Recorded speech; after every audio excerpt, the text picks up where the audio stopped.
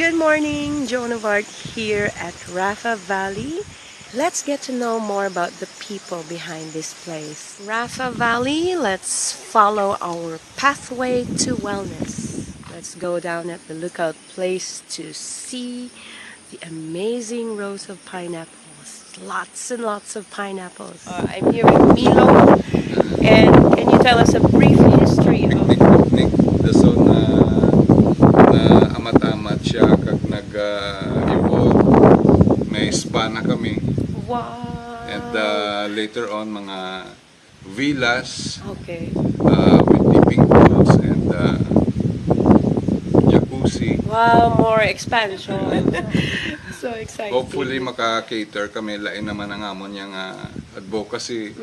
Bali into health and wellness naman kami sa buong.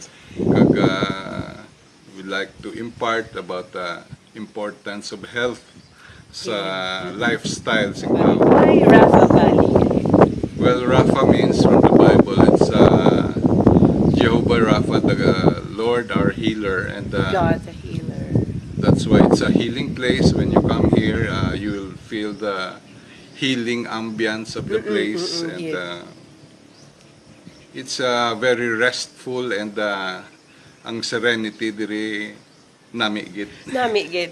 Most of what we serve here is the plant that we are planting organically, and some of the ingredients are really chosen to be naturally processed or no GMO.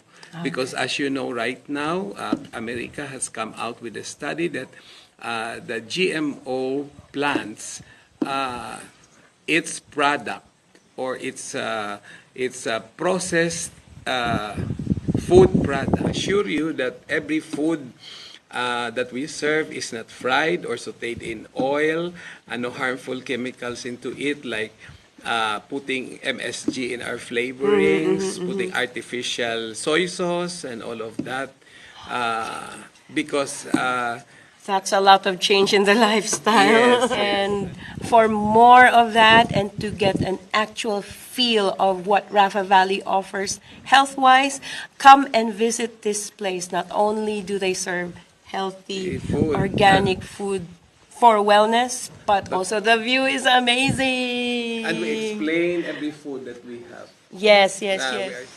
This is a private area restricted from the general public. This is where you spend your night in the casitas and casitas out here, and quarters. This one here. Wow, it's cute, nice and comfy. And what's inside? Ooh, of course, it's got an amazing view of Canlaon, which is now hidden in the clouds. A sea of pineapples. This is the Piñahan Pineapple Valley. More spaces for expansion. And what a beautiful way to retire. This is awesome. Hey Canlaon, where are you? So there are days when you can't see Canlaon because it's enveloped in fog. And also sometimes this place gets so foggy and misty. And sometimes you can see not just one rainbow, but double rainbows. Cerisa or Cherisa. I've never had this in a long while. One more. My childhood fruit. Produce ang inyong products here? Hindi. Ang iba, ang galing kasi Doc, ang president sa mga nag-certified sa mga organic product, ginadala yun.